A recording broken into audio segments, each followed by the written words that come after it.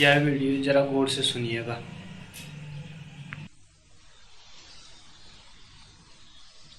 द्यूतराजसेवयोः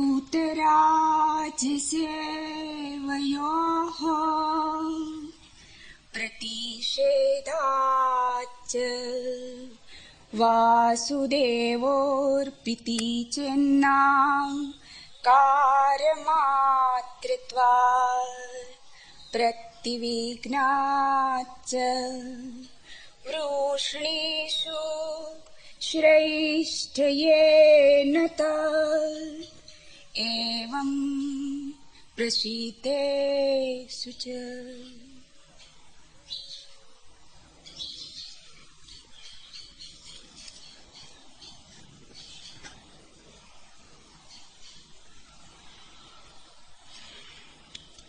अथा तो भक्ति जिज्ञासा। अब भक्ति की जिज्ञासा, भक्ति की क्यों, भगवान की क्यों नहीं। साधारणतः लोग भगवान की खोज में निकलते और चूंकि भगवान की खोज में निकलते हैं इसलिए ही भगवान को कभी उपलब्ध नहीं हो पाते। भगवान की खोज ऐसी ही है जैसा अंधा आदमी प्रकाश की खोज में निकले। अंधे को आंख खोजनी चाहिए, प्रकाश नहीं।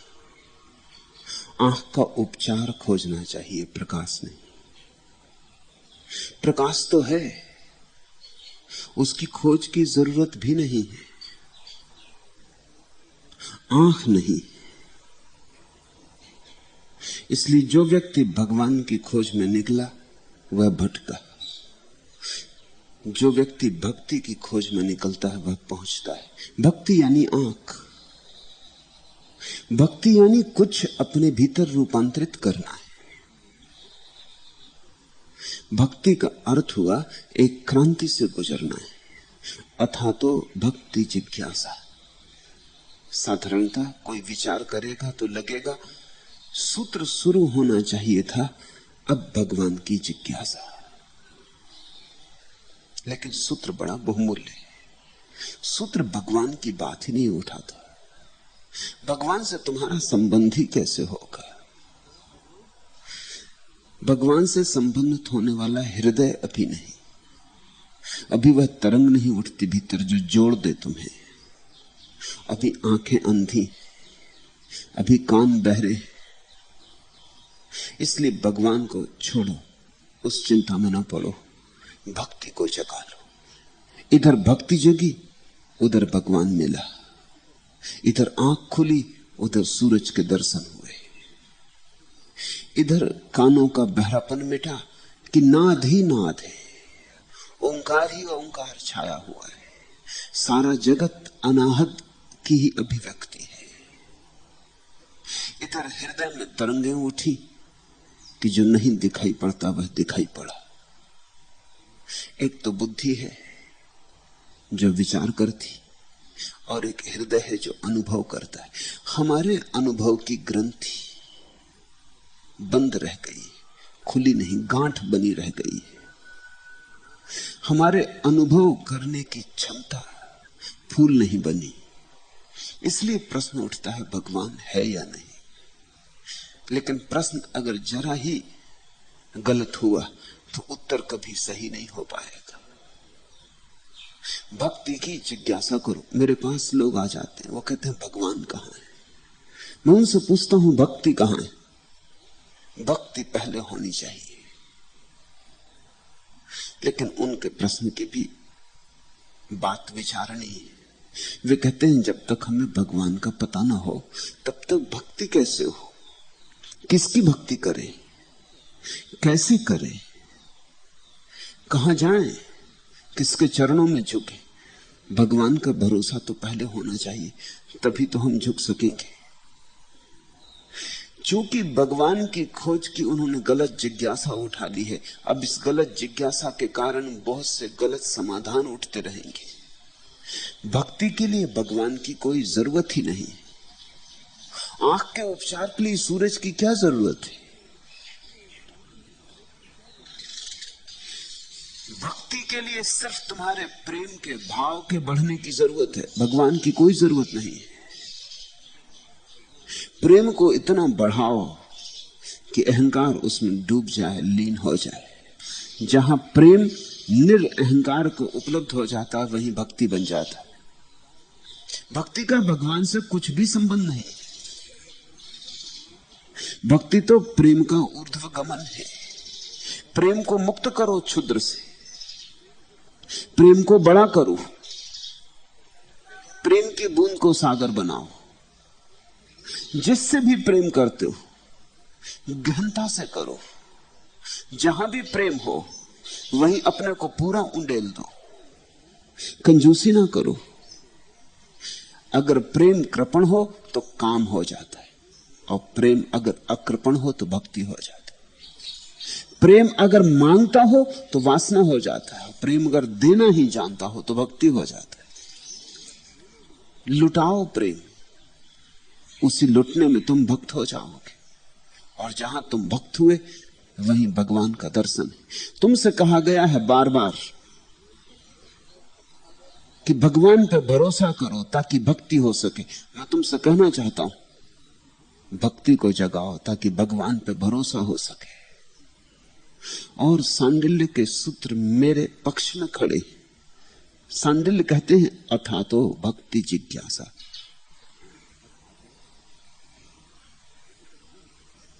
अब भक्ति की जिज्ञासा करें।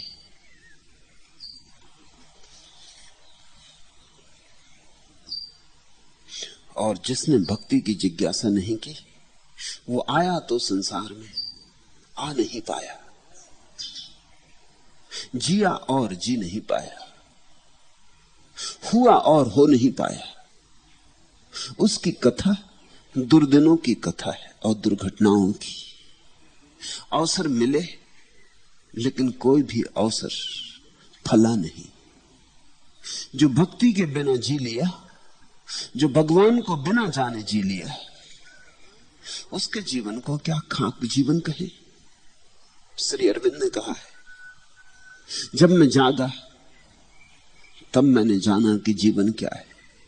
उसके पहले तो जो जाना था वो मृत्यु ही थी। उसे भ्रांति से जीवन समझ बैठा था। जब आंख खुली तब पहचाना रोशनी क्या है। उसके पहले जिससे रोशनी समझी थी वह तो अंधेरा निकला। जब हृदय खुला तो अमृत की पहचान हुई। उसके पहले तो मृत्यु को ही अमृत समझ बैठे थे। अंधा आदमी पत्थर को हीरा समझ ले, आश्चर्य क्या। अंधे को परख भी कैसे हो, पत्थर की और हीरे की। अंधे को दोनों पत्थर है, आंख फर्क लाती, आंख में जौहरी छिपा है। तो ख्याल रखना, अगर भक्ति की जिज्ञासा नहीं उठी है तो समझना कि अभी तुम जन्मे ही नहीं, अभी तुम गर्भ में ही पड़े हो, अभी तुम बीज ही हो, अभी अंकुरण नहीं हुआ। अभी जीवन की जो परम संपदा है उसकी भनक भी तुम्हारे कानों में नहीं पड़ी। दिल में सोजे गम की एक दुनिया लिए जाता हूं मैं, आह तेरे मैगदे से बेपिए जाता हूं मैं। जो बिना भक्ति के चला गया वो इस मधुशाला में आया और बिना पिए चला गया। आह तेरे मैगदे से बेपिए जाता हूं मैं। इस जगत को पीने की कला है भक्ति। और जगत को जब तुम पीते हो तो कंठ में जो स्वाद आता है उसी का नाम भगवान है। इस जगत को पचा लेने की कला है भक्ति। और जब जगत पच जाता है तुम्हारे भीतर और उस पचे हुए जगत से रस का आविर्भाव होता है, रसो वैसा, उस रस को जगा लेने की कीमिया है भक्ति। सांडिल ने ठीक ही किया जो भगवान की जिज्ञासा से शुरू नहीं की बात। भगवान की जिज्ञासा दार्शनिक करते, दार्शनिक कभी भगवान तक पहुंचते नहीं। विचार करते भगवान का, जैसे अंधा विचार करे प्रकाश का, बस ऐसे ही उनके विचार हैं। अंधे की कल्पनाएं अनुमान, उन अनुमानों में कोई भी निष्कर्ष कभी नहीं। निष्कर्ष तो अनुभव से आता है। सांडिल्य के सूत्र दर्शन शास्त्र के सूत्र नहीं, प्रेम शास्त्र के सूत्र हैं। इसलिए पहले शब्द में ही, पहले सूत्र में ही सांडिल्य ने अपनी यात्रा का सारा संकेत दे दिया, मैं किस तरफ जा रहा हूं।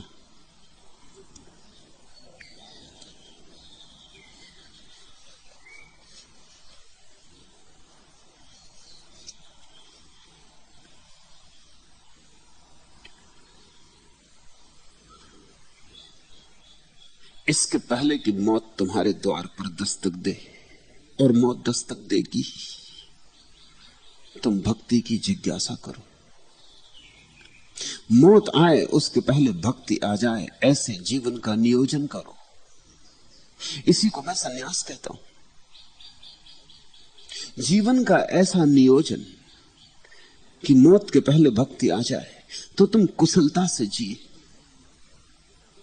तो तुम होशियार थे, तो तुम्हारे भीतर बुद्धिमत्ता थी। वक्त की सैये मुसलसल कारगर होती गई, जिंदगी लहजा बलहजा मुक्त सर होती गई। सांस के पर्दों में बसता ही रहा साजे हयात, मौत के कदमों की आहट तेजतर होती गई। सुन रहे हो? ये सांस की वीणा बजती ही रहेगी और मौत करीब आती जा रही है। सांस के पर्दों में बजता ही रहा साजे हयात, ये जिंदगी का गीत सांस के बाजे पे बजता ही रहेगा। इसी में मत भटके रहना।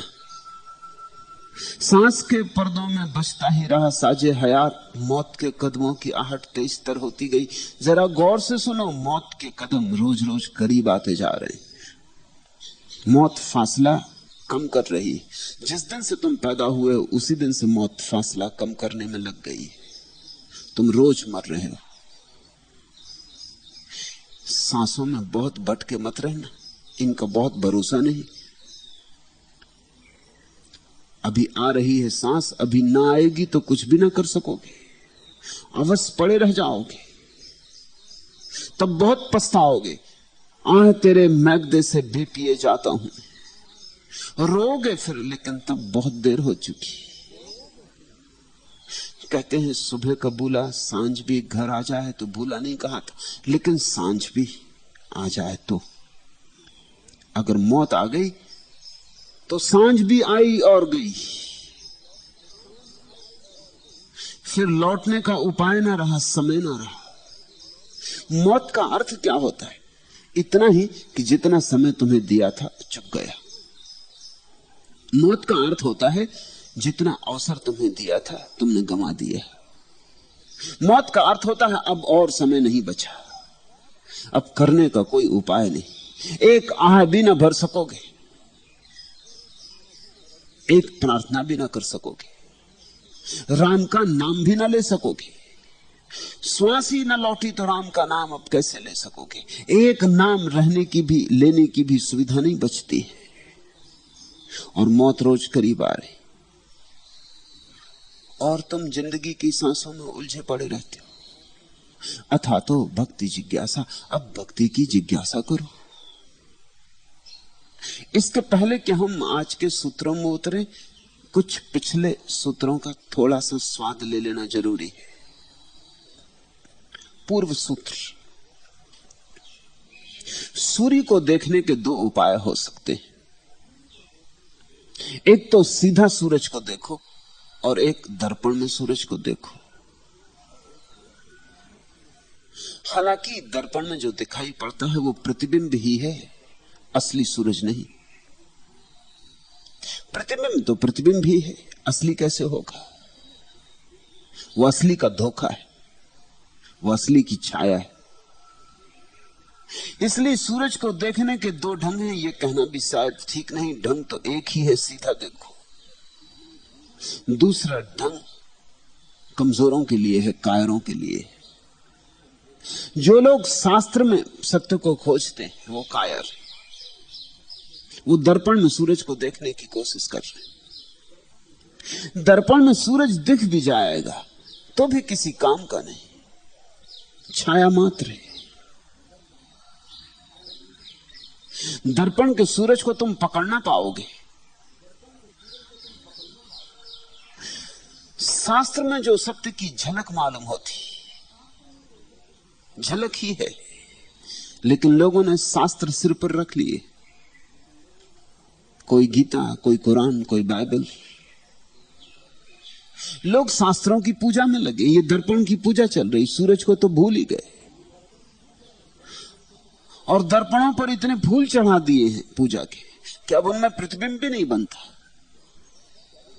उन पर व्याख्याओं की इतनी धूल जमा दी, सिद्धांतों का इतना जाल फैला दिया है कि अब शास्त्रों से कोई खबर नहीं आती सत्य की। सत्य को देखना हो सीधा ही देखा जा सकता है। इसलिए सांडिल्य कहते हैं भक्ति की जिज्ञासा करें हम। सांडिल्य के पहले भक्त हो चुके थे, बहुत हो चुके थे, ज्ञानी हो चुके थे, शास्त्र निर्मित हो चुके थे। सांडिल्य ने नहीं कहा कि चलो अब शास्त्र में चलें और सत्य को खोजें, चलो अब शास्त्र में चलें और भगवान की छवि को तलाशें। नहीं, सांडिल्य ने कहा हम अपने हृदय को साफ करें। भगवान मिलेगा तो वहां मिलेगा, शब्दों में नहीं, पराओं के शब्दों में नहीं, अपने अनुभव में मिलेगा। अनुभूति पर ये जोर ठीक ठीक पकड़ लेना।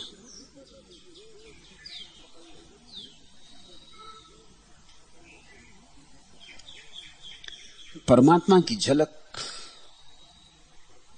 तो सब तरफ मौजूद है, और अगर तुम्हें वृक्षों में उसकी झलक नहीं दिखाई पड़ती तो तुम्हें शास्त्रों में उसकी झलक कभी भी दिखाई नहीं पड़ेगी। क्योंकि शास्त्र में तो मुर्दा शब्द है, न तो बढ़ते न घटते, न उनमें नए पत्ते लगते, न नई शाखें उमंगती, न पक्षी बसेरा लेते। शास्त्रों में तो थोथे शब्द हैं, वहां फूल कहां खिलते, वहां सुगंध कहां उठती। शास्त्र तो कागज पर खींची गई लकीरें, मगर खूब धोखा आदमी ने खाया है, उन्हीं लकीरों की पूजा करता रहता है। या तो ये धोखा है या ये चालबाजी। चालबाजी ये है कि इस तरह भगवान से बचता रहता है, कहता देखो तो तुम्हारे शास्त्रों को पूछते।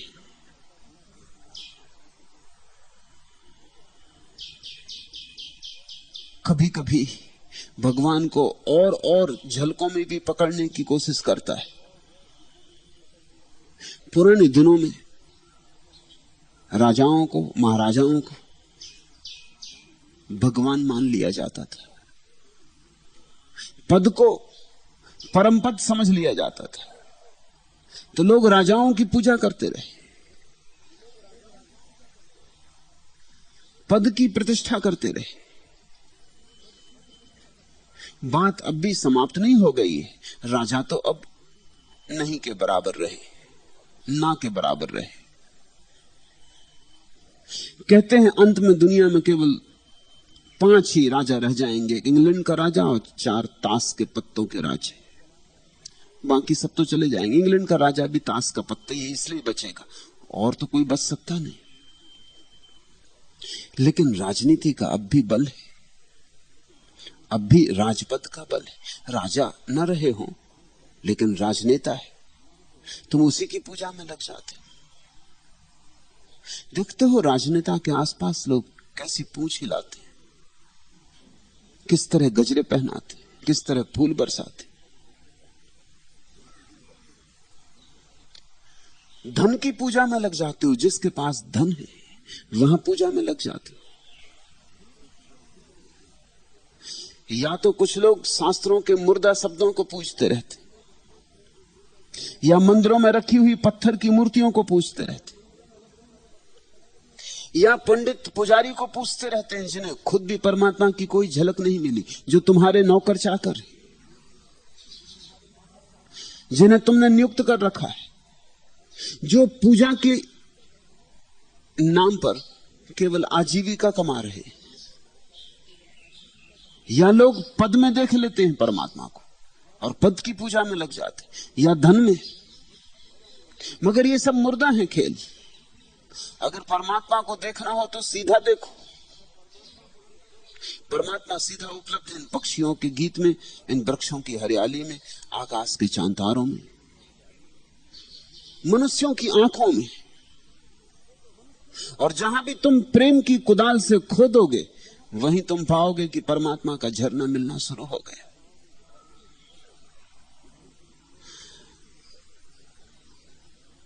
झलकों में मत भटको। इसलिए पूर्व सूत्रों ने कहा कि विभूतियों में मत उलझ जाना।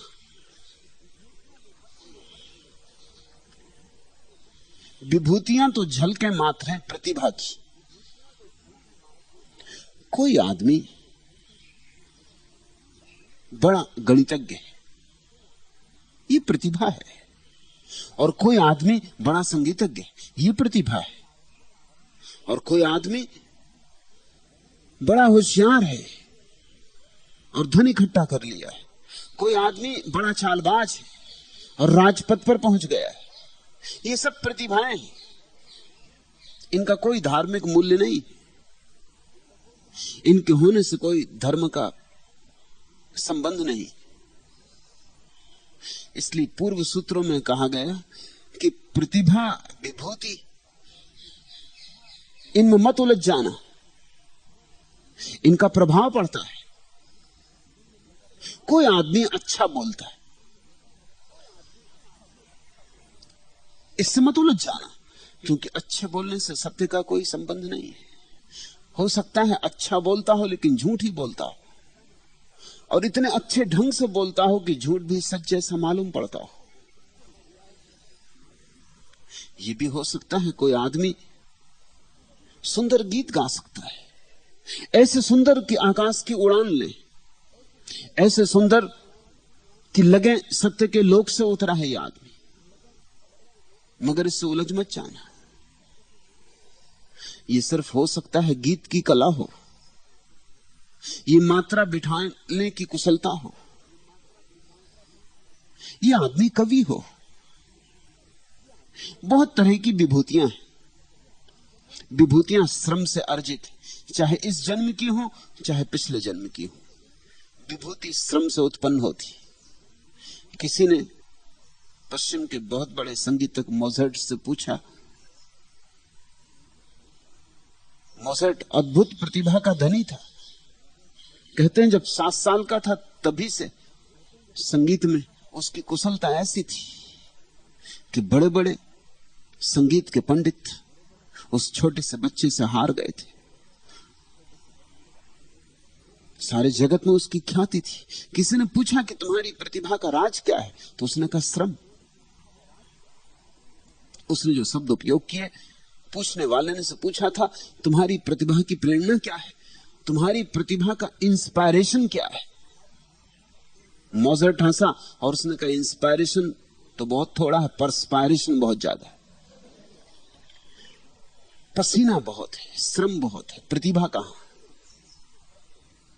प्रेरणा कहां। पूछने वाला चौंका। उसने कहा मैं समझा नहीं। मोज़ार्ट ने कहा कि अगर मैं एक दिन भी अभ्यास ना करूं तो मुझे समझ में आता है कि फर्क पड़ गया, और अगर 2 दिन अभ्यास ना करूं तो मेरे जो आलोचक हैं उनको समझ में आ जाता है कि फर्क पड़ गया, और 3 दिन अगर अभ्यास ना करूं तो सभी को समझ में आ जाता है कि फर्क पड़ गया। 8-10 घंटे श्रम करता हूं, उसका फल है। फिर चाहे ये फल इस जन्म का हो या पिछले जन्म का हो या जन्मों जन्मों का हो, प्रतिभा तुम्हारे प्रयास का फल है। तो सांडिल्य ने पूर्व सूत्रों में कहा प्रतिभा को या विभूति को परमात्मा मत समझ लेना। फिर उन्होंने एक फर्क किया जो बड़ा बहुमूल्य है, जिसे ख्याल में ले लोगे तो ही आज के सूत्र समझ में आ सकेंगे। उन्होंने यह कहा फिर, लेकिन कृष्ण प्रतिभावान है इतना ही नहीं, या राम प्रतिभावान है इतना ही नहीं। राम या कृष्ण या बुद्ध या क्राइस्ट या महावीर या जरथुस्त्र, ये प्रतिभाएं ही नहीं है, ये अवतार है। क्या फर्क है अवतार और प्रतिभा का? प्रतिभा मिलती है प्रयास से, श्रम से, अर्जित करनी होती, और अवतरण होता है प्रसाद से, तुम्हारे प्रयास से नहीं। तुम मिट जाते हो तो परमात्मा का अवतरण होता है। प्रतिभा तो अहंकार की ही खोज है, परमात्मा का अवतरण निरअहंकार की दशा में फलता है। तुम जब शून्य मात्र हो जाते हो तब परमात्मा तुम में उतरता है। इसलिए तुम प्रतिभाशाली आदमी को बड़ा अहंकारी पाओगे। चित्रकार, मूर्तिकार, संगीतज्ञ, कवि, कलाकार अहंकारी होते, अति अहंकारी होते। कलह ही चलती रहती है उनमें कभी तुम सामंजस्य न पाओगे। एक दूसरे की गर्दन घोंटने में लगे रहते।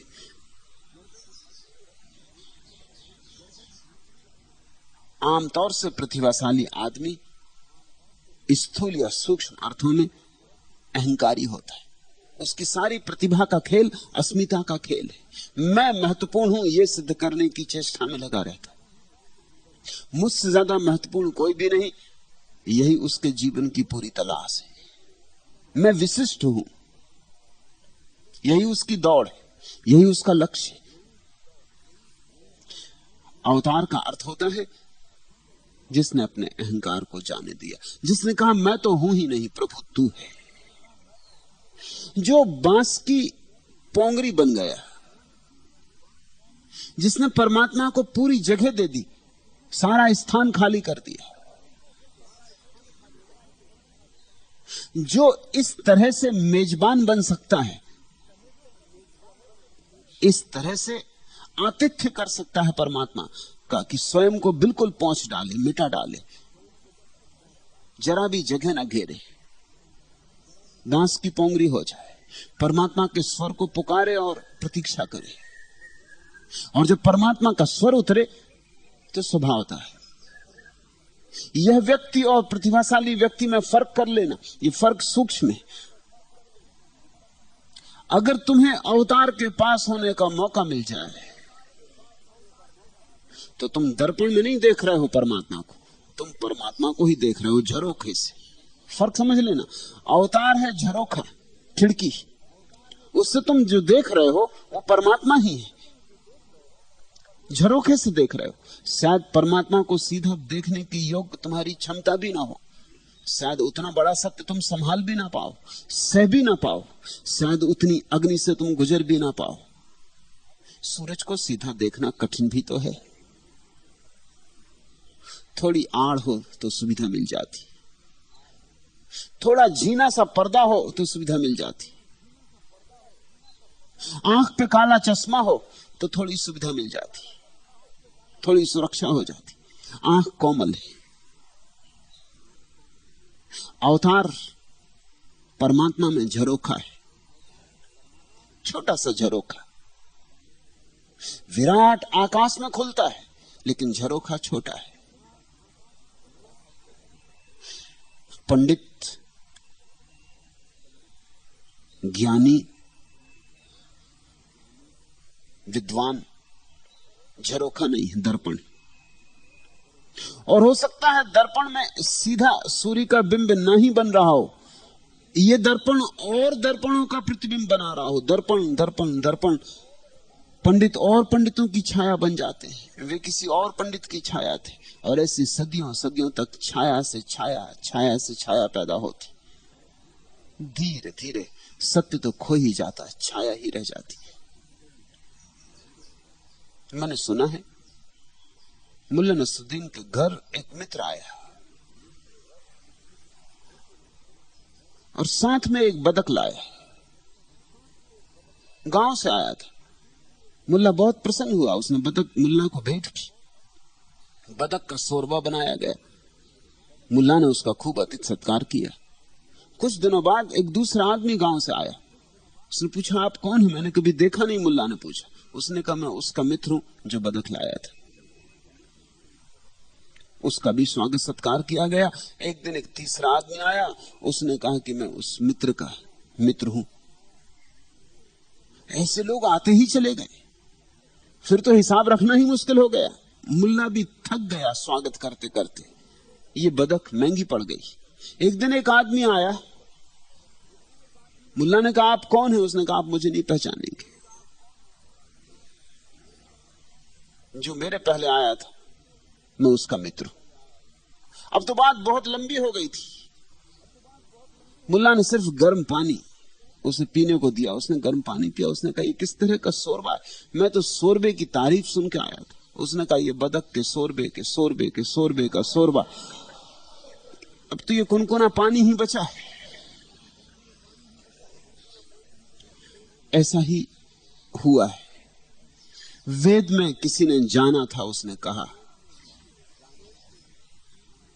फिर वेद पर टीकाएं हैं, टीकाओं पर टीकाएं हैं, टीकाओं पर टीकाएं। शोरबे का शोरबे का शोरबे का शोरबा। फिर 5-10 हजार साल के बाद कोई पंडित उस गर्म पानी को लिए बैठा है। उसमें बदक तलाश रहा है। वह बदक मिलती नहीं, लेकिन बदक होनी तो चाहिए, क्योंकि पहले ज्ञानी कह गए। इसलिए बदक को कल्पित करता है। होनी तो चाहिए ही, नहीं तो सारी परंपरा गलत होती है। और सारे लोग गलत नहीं हो सकते। इतने लोग गलत कैसे हो सकेंगे? इतने पूज्यों की परंपरा पीछे खड़ी है। इसने इतने जाने माने प्रसिद्ध लोग पीछे खड़े, कतार है हजारों साल की। तो गलत तो नहीं हो सकता। तो यही हो सकता है कि मेरी ही कुशलता नहीं है, इसलिए अनुमान करता है, भरोसा करता है, कल्पना करता है। जो नहीं मिलता उसको बना लेता है कि है, उसको दोहराए चला जाता है। ये तो दर्पण भी नहीं है। प्रतिभा कितनी ही महत्वपूर्ण हो, चूंकि अहंकार से भरी होती है, इसलिए परमात्मा का दर्पण उसमें नहीं बन पाता। सांडल ने कहा कि विभूतियों में परमात्मा को मत देखना, अन्यथा उलझ जाओगे। या तो परमात्मा को सीधा देखना, और अगर सीधे देखने की आंख ना हो, या आंख कमजोर हो, या भय लगता हो, जो बिल्कुल स्वाभाविक है, तो फिर किसी ऐसे आदमी के पास से देखना जिसने देखा हो, जो ये ना कहता हो कि वेद कहते हैं इसलिए परमात्मा है, जो कहता हो मैं कहता हूं इसलिए परमात्मा। जिसने देखा हो, जिसने पहचाना हो, जिसने अनुभव किया हो, उसके उठना पास, बैठना पास, उसका सत्संग करना, उसकी आंखों में झांकना, उसकी तरंगों में डूबना। क्योंकि बहुत बार तो कहने वाले लोग भी झूठ होते हैं। पहचान कैसे करोगे कि जो कह रहा है वो सच ही कह रहा है कि मैंने जाना है, मैंने देखा है? पहचान इस तरह होगी कि उसके पास बैठ के अगर तुम्हारा चित्त रूपांतरित होने लगे तो समझना कि उसने जाना है। उसके पास बैठ के अगर तुम्हारा मन शांत होने लगे, तुम्हारे बिना कुछ किए शांत होने लगे, उसके पास बैठते बैठते ही तुम्हारे भीतर कुछ धुन बजने लगे, कुछ नए द्वार खुलने लगे, कुछ नए संगीत का अनुभव होने लगे, कुछ नए तार छिड़ने लगे, कुछ नए रंग तुम्हारे भीतर बिखरने लगे, उसकी मौजूदगी तुम्हारे भीतर रूपांतरकारी होने लगे, तो समझना। अवतार से संबंध जोड़ लेना, और ऐसा मत सोचना कि अवतार कृष्ण और बुद्ध और राम में समाप्त हो गए। जब भी कोई व्यक्ति परमात्मा के प्रति शून्य भाव से खड़ा हो जाता है, परमात्मा अवतरित होता है। हालांकि हर व्यक्ति में अवतरण भिन्न तरह का होता है, होगा ही। कृष्ण में उतरेंगे तो एक ढंग से उतरना होगा, और बुद्ध में उतरना होगा तो दूसरे ढंग से उतरना होगा। अवतार शब्द को समझ लेना। अवतार का अर्थ होता है उतरना, अवतरण। ऊपर से आता है कोई, तुम जगह खाली करो, कोई रोशनी उतरती, कोई बाढ़ आती, सब कूड़ा करकट बहा ले जाती, फिर पीछे जो शेष रह जाता है वही भगवत्ता की अनुभूति है। तो अभी भक्ति की जिज्ञासा का क्या अर्थ होगा? अभी परमात्मा को तो जाना नहीं, इसलिए भक्ति परमात्मा का प्रेम तो अभी हो नहीं सकती।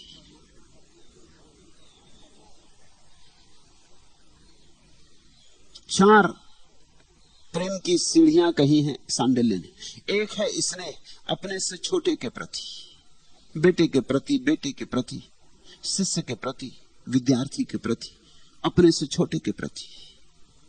फिर दूसरे को प्रेम कहा है, अपने से समान के प्रति, मित्र के प्रति, पत्नी के प्रति, पति के प्रति। फिर तीसरे को श्रद्धा कहा है, अपने से श्रेष्ठ के प्रति, पिता के प्रति, मां के प्रति, गुरु के प्रति। और चौथे को भक्ति कहा है, परम के प्रति। तो उठो, स्नेह से उठो प्रेम में, प्रेम से उठो श्रद्धा में। श्रद्धा तक जाना बिल्कुल सुगम है। अधिक लोग प्रेम पर ही अटक गए, उनके जीवन में श्रद्धा का सूत्र नहीं। और जिनके जीवन में श्रद्धा का सूत्र नहीं है, उनके जीवन में भक्ति का जन्म ना हो सकेगा। ये सब श्रृंखलाबद्ध प्रक्रिया है। श्रद्धा के बाद भक्ति है। इसलिए गुरु की इतनी महिमा शास्त्रों ने कही है। गुरु का अर्थ है जिसके पास श्रद्धा जन्मे। गुरु का अर्थ है जिसके पास जाके झुकने का सहज मन हो। झुकना पड़े तो बात गलत हो गई, परंपरागत रूप से झुकना पड़े तो बात व्यर्थ हो गई, औपचारिक रूप से झुकना पड़े तो बात व्यर्थ हो गई, दूसरे लोग झुक रहे हैं इसलिए झुकना पड़े तो भी बात व्यर्थ हो गई। जब तुम्हारे भीतर सहज झुकाव आ जाए, किसी व्यक्ति के प्रति तुम्हारे मन में सहज ही झुकाव आ जाए, तुम अपने को रोक ही ना पाओ और झुक जाओ तब पाओ कि अरे मैं झुक गया, तो समझना कि गुरु मिला। गुरु के पास बैठ के श्रद्धा को उमंगने देना। इसी श्रद्धा की सघनता में भक्ति का पहला अंकुर उठता है। इसलिए शास्त्रों ने, ज्ञानियों ने गुरु को परमात्मा का प्रतीक कहा है, सिर्फ इस अर्थ में कि उसके पास श्रद्धा उमकती है। श्रद्धा की सघनता ही भक्ति बनती है। भक्ति की जिज्ञासा करें तो इसका अर्थ हुआ गुरु की तलाश करें।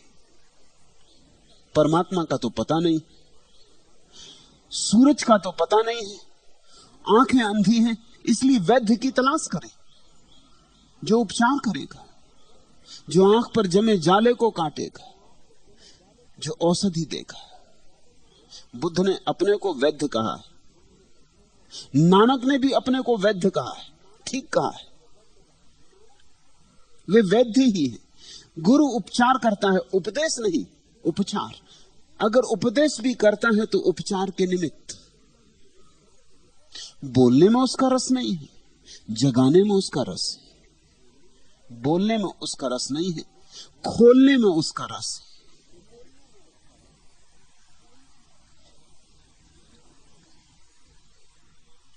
तो इस सूत्र को ख्याल में रखना। प्रतिभा अर्जित की जाती है, प्रतिभा अहंकार का उपाय है। अवतरण निरअहंकार समाधि में फलित होता है। जब मैं मिट जाता है तब परमात्मा उतरता है।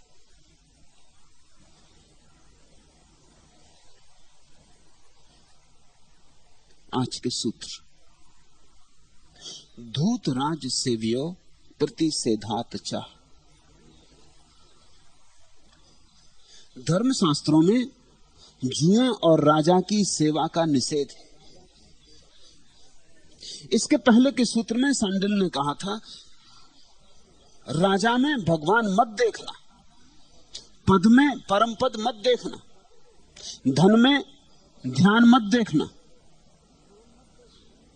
अब वे इसको व्याख्या कर रहे हैं।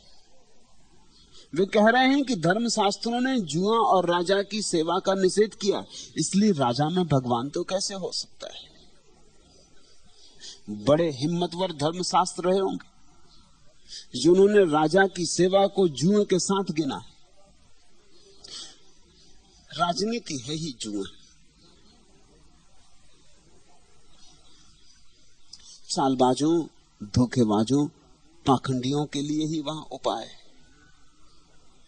राजनीति सबसे बड़ा जुआ। अगर जुआरी देखने हो तो दिल्ली में सब तरह के पागल और सब तरह के जुआरी और सब तरह के शराबी। हालांकि कभी कभी ऐसा हो जाता है कि ये शराबी शराब के खिलाफ होते, नशाबंदी के पक्ष में होते, मगर धर्मशास्त्र कहते हैं पद का नशा सबसे बड़ा नशा है और सबसे घातक। अब मुरारजी देसाई कहते हैं नशाबंदी होनी चाहिए, और मुरारजी देसाई से ज्यादा नशे में डूबा हुआ आदमी पाओगे। मौत करीब आने लगी, आखिरी दिन करीब आ रहे हैं, लेकिन नशे की दौड़, पद की दौड़ को मद कहा है शास्त्रों ने। लेकिन अक्सर ऐसा हो जाता है कि जिसको पद का नशा चढ़ गया उसे फिर और नशे की जरूरत नहीं रहती। उसने सबसे कीमती और सबसे पुरानी और महंगी शराब पाली, अब उसको क्या जरूरत है? वो नशाबंदी के पक्ष में हो सकता है।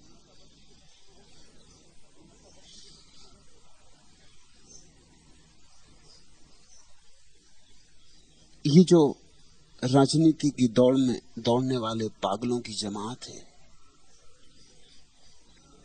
इनको चिकित्सा की जरूरत है। इनको मानसिक व्याधियां हैं। सच तो यह है, जो आदमी पद की तलाश में निकलता है वो किसी हीन ग्रंथि के कारण ही निकलता है, इंफीरियरिटी कॉम्प्लेक्स से ही निकलता है। जिस व्यक्ति के भीतर हीनता की ग्रंथि नहीं होती वो पद की तलाश में नहीं निकलता। पद की तलाश अपनी हीनता की ग्रंथि को छिपाने का उपाय है। पद पर पहुंचकर आदमी अपने सामने ये सिद्ध कर लेना चाहता है कि कौन कहता है कि मैं ना कुछ हूं। सिद्ध कर दिया मैंने कि मैं कुछ हूं, लेकिन जरूर इसके भीतर कहीं डर रहा होगा कि अगर मेरे पास पद ना हो, धन ना हो, तो दुनिया कहेगी तुम ना कुछ हो, और मैं भी जानता हूं कि ना कुछ तो हूं। इसको भर के दिखला देना है, दुनिया को समझा देना है कि मैं कुछ हूं। मगर दुनिया को समझाने से तुम कुछ होते नहीं। दुनिया समझ भी ले तो भी कुछ फल हाथ नहीं आता। कितना ही धन इकट्ठा कर लो, भीतर तुम निर्धन ही रह जाते हो, क्योंकि भीतर का धन तो और ही है। और कितने ही ऊंचे पद पर बैठ जाओ, तुम पदहीन रह जाते हो, क्योंकि भीतर का पद तो और ही है। उसके लिए बाहर की यात्रा नहीं करनी पड़ती, उसके लिए राजधानियों की ओर नहीं जाना पड़ता, उसके लिए तो अंतर्धानी खोजनी पड़ती, भीतर की यात्रा करनी पड़ती। उसके लिए दूसरों पर जीत करने की कोई जरूरत नहीं, अपने को जीतना होता, आत्म विजय करनी होती। धर्मशास्त्र कहते हैं जुआ और राजा की सेवा का निषेध। राजा बनने की तो बात ही छोड़ो, धर्मशास्त्र कहते हैं राजा की सेवा का भी निषेध, उसकी सेवा से भी बचना। क्योंकि जुआड़ियों, पागलों, नशे में डूबे लोगों से जितने दूर रहो उतना ही अच्छा है। दुष्ट संग से बचना चाहिए, सत्संग करना चाहिए।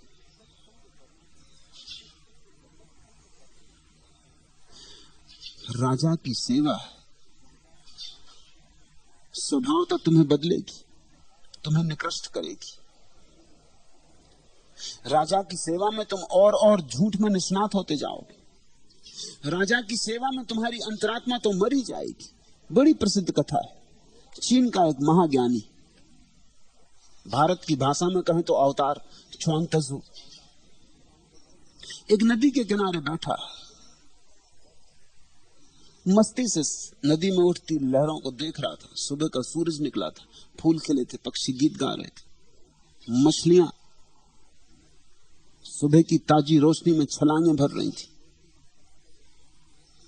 तभी सम्राट के दो वजीर च्वांग-त्सू को खोजते हुए आए और उन्होंने च्वांग-त्सू से आकर प्रार्थना की कि सम्राट ने आपकी प्रतिभा की बड़ी खबरें सुनी और सम्राट उत्सुक है और वो चाहता है कि आप उसके प्रधान वजीर बन जाए। च्वांग-त्सू खूब हंसा। वे वजीर थोड़े हतप्रभ भी हुए, उन्होंने पूछा कि आप इस तरह हंस रहे हैं, मामला क्या है? आप हाँ कहें, ये तो बड़े सौभाग्य का क्षण है। लोग तो दीवाने होते हैं, जिंदगी भर मेहनत करते हैं तब भी नहीं हो पाते। हम भी मेहनत करते करते थक गए और अभी तक प्रधान वजीर नहीं हो पाए। आपके लिए सौभाग्य अपने आप आया है, ये तो वरदान है। आपकी हंसी से हमें शक होता है। च्वांग त्सू ने कहा, एक बात का मुझे उत्तर दो। देखते हो वो पास एक कीचड़ के गड्ढे में एक कछुआ मस्ती से अपनी पूंछ हिला रहा, कीचड़ में मजा ले रहा है। पूछा च्वांग त्सू ने, देखते हो इस कछुए को कीचड़ में मस्त होते? मैंने सुना है कि सम्राट के महल में एक कछुआ है। उन वजीरों ने कहा, निश्चित है, अति प्राचीन, 3000 साल पुराना, सोने के संदूक में बंद है, हीरे जवाहरात जड़े, उसकी पूजा की जाती वर्ष में एक दिन। वो बड़ा पवित्र कछुआ है, वो धरोहर है। जब पहली दफा सम्राट के पूर्वज सम्राट बने थे तब से वो चला आया है। च्वांग त्सू ने पूछा कि मैं तुमसे ये पूछता हूं, अगर इस कछुए से जो कीचड़ में मजा ले रहा है, तुम पूछो कि तुम सोने की पेटी में बंद होना चाहोगे, हीरे जवाहरात जड़ी होगी और वर्ष में एक दिन तुम्हारी पूजा भी होगी, तो ये सोने की पेटी में बंद होने के लिए राजी होगा या इसी कीचड़ में मजे से पूंछ हिलाना पसंद करेगा? वजीरों ने कहा, कछुए की बात करते तो कछुआ तो कीचड़ में ही पूंछ हिलाना पसंद करेगा, कछुआ जाना पसंद नहीं करेगा सोने के महल में और सोने की पेटी में। च्वांग त्सू ने कहा, तुम मुझे कछुआ से ज्यादा मूल समझते हो, तुम मुझे कछुआ से ज्यादा बुद्धू समझते हो। भाग जाओ और दोबारा कभी इस तरफ मत आना। मैं अपनी कीचड़ में मस्त हूं, मुझे राजमहल नहीं चाहिए।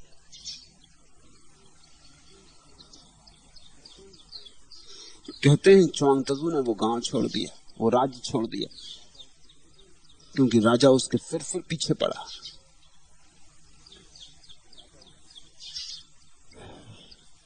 राजनीति विषाक्त करती। एक्टन का प्रसिद्ध वचन है, power corrupts and corrupts absolutely. सत्ता विकृत करती और समग्र रूप से विकृत करती। ये चमत्कार तुम रोज देखते हो, फिर भी तुम देख नहीं पाते।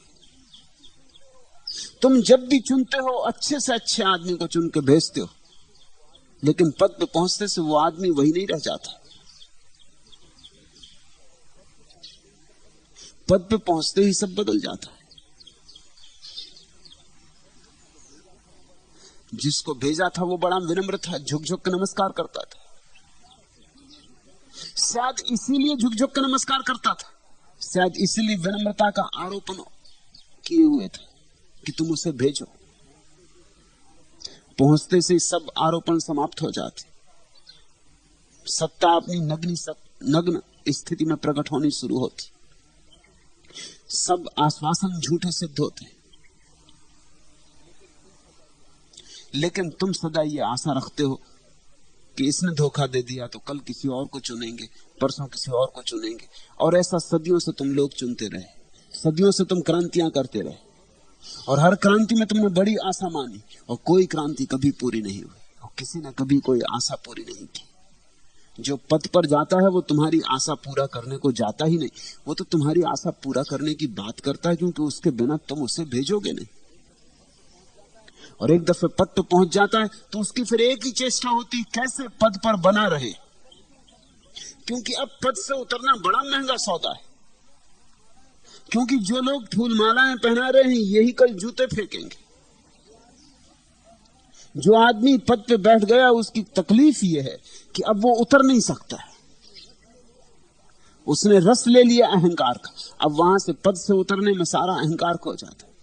लोग नमस्कार सिंहासन को कर रहे थे, लेकिन उसने समझा कि मुझे कर रहे, अब वो उतर नहीं सकता, क्योंकि उतरा तो लोग फिर नमस्कार नहीं करते। तुमने देखा जो लोग पद से खो जाते, जिनके हाथ से पद चले जाते, उनकी हालत क्या रह जाती। लोग उनसे बदला लेने लगते, लोग कहते हैं कि खूब नमस्कार करवाई थी,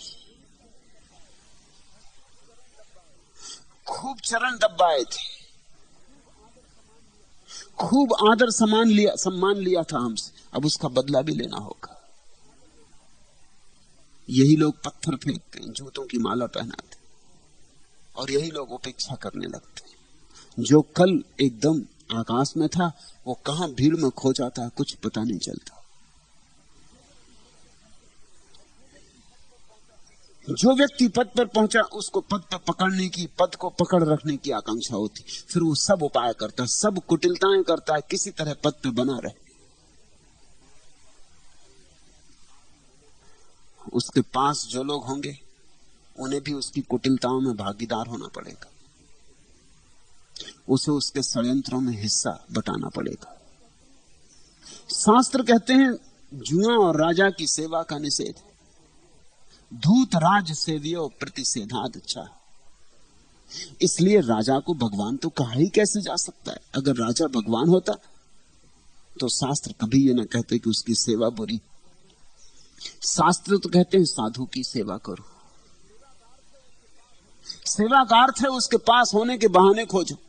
कभी पैर दबाने के बहाने उसके पास हो लिए, कभी भोजन कराने के बहाने उसके पास हो ली। बहाने खोजो, क्योंकि जितनी देर तुम उसके पास हो लो उतना तुम्हारा सौभाग्य। जितनी वे किरणें तुम्हारे ऊपर पड़ जाएं उतनी ही तुम्हारी आंखों के खुलने की संभावना बढ़ती, उतना ही तुम्हारा हृदय विकसित होगा।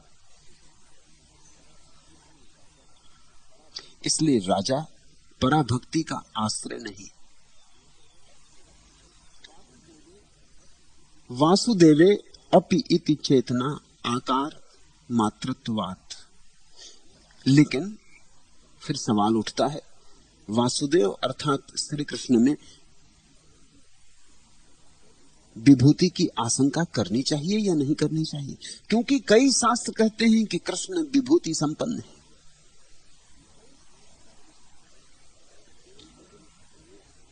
सांडिल्य कहते हैं वासुदेव में विभूति की आशंका नहीं करनी चाहिए, वे आकार मात्र से ही मनुष्य हैं।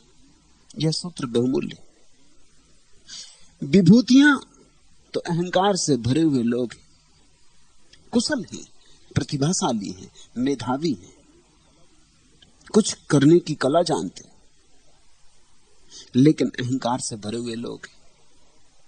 कृष्ण को विभूति नहीं कहा जा सकता है, और अगर शास्त्रों ने कहा है तो उपचार मात्र से कहा है। कृष्ण तो अवतार हैं, विभूति नहीं। सांडिल्य कहते हैं वे आकार मात्र से ही मनुष्य हैं। तुम में और कृष्ण में फर्क क्या है? आकार तो दोनों का एक जैसा है। उसी हड्डी मांस मज्जा से तुम बने हो जिससे कृष्ण बने। भेद क्या है? भेद इतना ही है कि तुम हो और कृष्ण नहीं। तुम आकार के भीतर अहंकार भी हो और कृष्ण सिर्फ आकार मात्र है, अहंकार नहीं। वहां भीतर कोई विराजमान नहीं, वहां भीतर सन्नाटा है, शून्य। उस शून्य के कारण ही परमात्मा उतर पाता है, उस शून्य में ही उतर पाता है।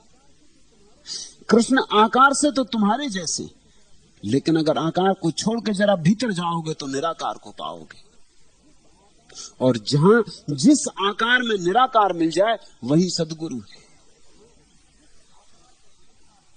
शास्त्रों में मत भटकना, सद्गुरु तलाशना, जहां मिल जाए।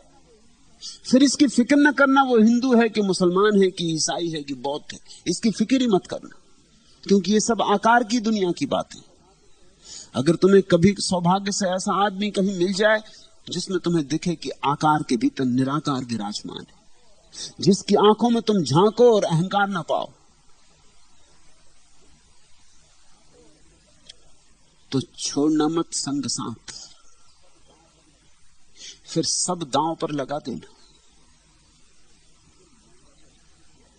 फिर मौका देना कि उसका शून्य तुम्हारा शून्य भी बन जाए। शून्य संक्रामक है। ध्यान रखना, जिस तरह बीमारियां संक्रामक होती हैं वैसे ही स्वास्थ्य भी संक्रामक होता है, और जिस तरह दुख संक्रामक होता है उसी तरह आनंद भी संक्रामक होता है।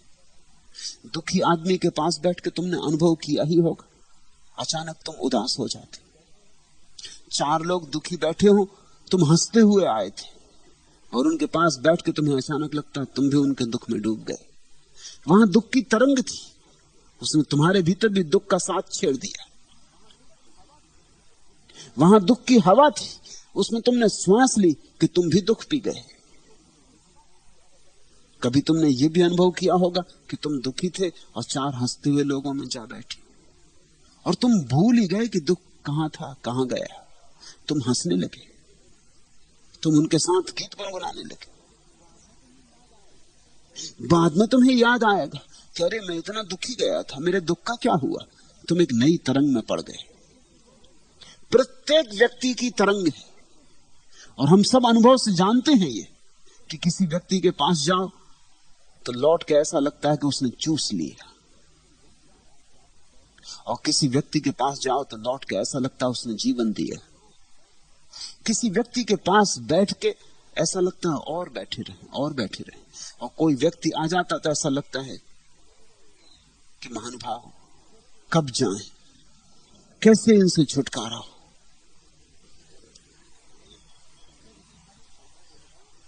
ये तुम्हारे सामान्य अनुभव है, लेकिन तुमने इन अनुभवों पर बहुत विचार नहीं किया है। अगर इन अनुभवों को तुम थोड़ा सजग होकर समझो तो तुम्हें सद्गुरु खोजना कठिन नहीं होगा, जिसके पास बैठकर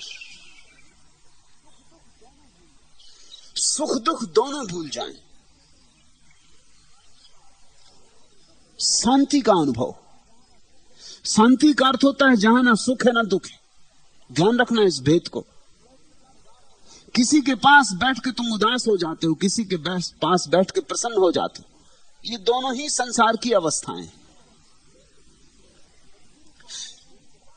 सद्गुरु कौन? जिसके पास बैठ के तुम दुख भी भूल जाते हो, सुख भी भूल जाते हो, तुम अपने को ही भूल जाते हो, कहां सुख कहां दुख। जिसके पास बैठकर एक परम शांति की झनकार सुनाई पड़ने लगती, एक सन्नाटा छा जाता, जिसके पास बैठ के शून्य होने लगते हो, जिसके पास बैठ के निराकार फैलने लगता तुम्हारे प्राणों में। लोग शांति शब्द का प्रयोग करते हैं लेकिन अर्थ भी नहीं जानते। लोग शांति से यही अर्थ लेते हैं सुख। शांति का अर्थ सुख नहीं होता। सुख भी एक उपद्रव है, जैसे दुख एक उपद्रव है। दुख प्रीतिकर उपद्रव नहीं है, सुख प्रीतिकर उपद्रव है। दुख का भी तनाव होता है, सुख का भी तनाव होता है। एक तनाव को तुम पसंद करते हो इसलिए सुख कहते हो, एक तनाव को तुम नापसंद करते हो इसलिए दुख कहते हो, मगर दोनों तनाव है और दोनों विक्षुब्ध चित्त की अवस्थाएं, दोनों थकाते। तुमने ख्याल किया, सुख से भी तुम थक जाते। रोज ही रोज तमाशा चलता रहे, एक आध दिन मिल जाए तुम्हें लॉटरी तो ठीक है, मगर रोज मिलने लगे तो तुम थक जाओगे। और तुमने सोचा है कभी कि कभी कभी दुख भी इतना नहीं तोड़ता जितना सुख तोड़ देता है। कभी कभी लोग सुख के कारण मर जाते,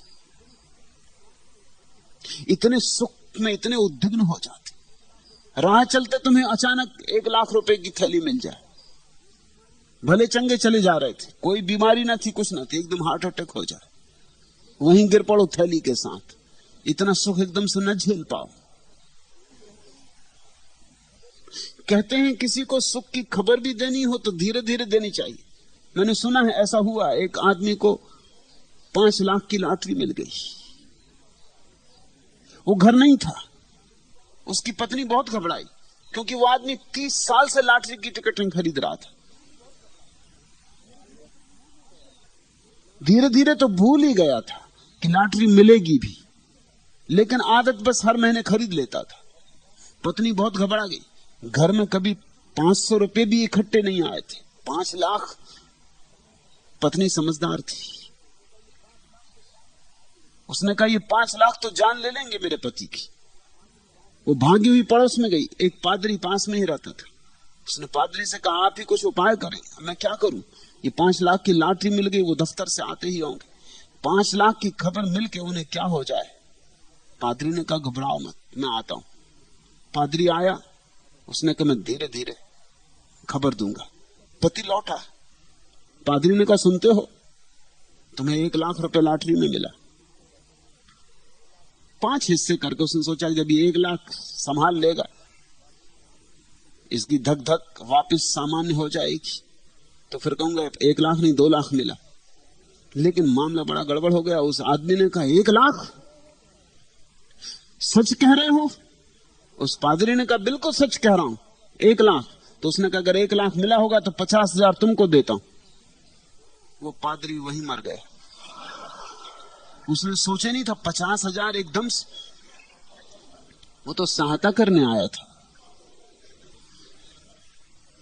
सुख की भी अपनी उत्तेजना है, जैसे दुख की उत्तेजना है। और शांति शब्द को लोग समझते नहीं। शांति का अर्थ है जहां न सुख न दुख। मैंने सुना है एक पति महोदय 4 धाम की यात्रा पर निकल पड़े, जाते जाते पत्नी से बोले मैं शांति की खोज में जा रहा हूं। करकसा पत्नी ने छाती पीट ली, बोला रुक, अब किस मरी शांति के पीछे जा रहे हो? 10 शांतियां दफ्तर में बैठी, 1 में घर में पड़ी।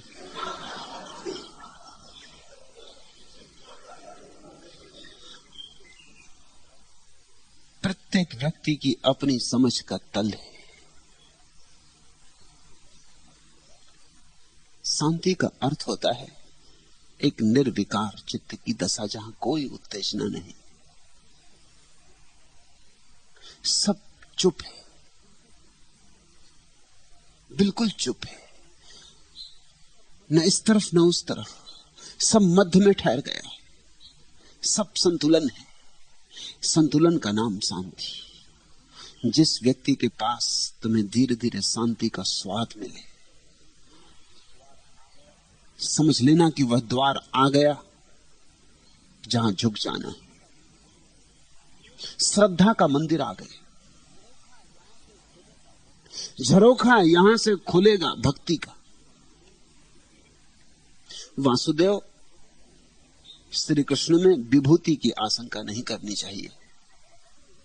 वे केवल विभूति संपन्न ही नहीं है, ऐसा तुम सोचोगे तो गलती करोगे, फिर तुम चूक ही जाओगे। वे आकार मात्र से ही तुम जैसे मनुष्य। जो व्यक्ति आकार से तुम जैसा और आत्मा से परमात्मा जैसा, उसका नाम सद्गुरु। कृष्ण या बुद्ध, जरथुस या मोहम्मद, जीसस या महावीर, आकार से ही तुम जैसे। उनके भीतर जो उतरेगा जरा सीढ़ियां पार करेगा, महावीर के कुएं में जाएगा गहरा या मूसा के कुएं में जाएगा गहरा, अचानक पाएगा आकार तो पीछे रह जाता है, निराकार खुल जाता है।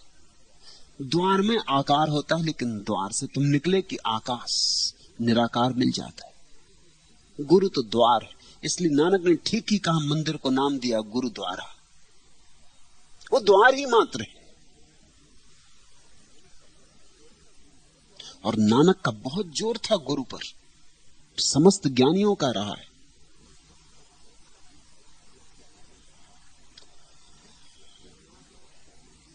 प्रतिविज्ञानात् च, इस विषय में प्रतिभिज्ञा भी उपलब्ध है। सांडिल्य कहते हैं ऐसा मैं कहता हूं इसलिए मत मान लेना। इस विषय में तुम स्वयं का अनुभव भी कर सकते हो, प्रतिभिज्ञा भी हो सकती है। तुम खुद इस प्रतीति में जा सकते हो। ये सूत्र किसी विचारक के द्वारा कहे गए सूत्र नहीं है, ये किसी अनुभव के वचन है, अनुभवी के जीवन का सार है।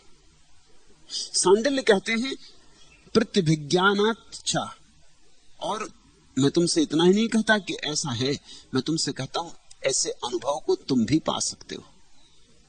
तुम भी ऐसे व्यक्ति को खोज सकते हो जो सिर्फ विभूति नहीं है वरन अवतार है, जो अपने प्रयास से, अपनी अस्मिता से, अपनी खोज से कुछ विशिष्ट नहीं हो गया है, बल्कि अपने को मिटा दिया है और विशिष्ट हो गया है। जिसने अपने को पहुंच डाला है, परमात्मा को जगह दे दी।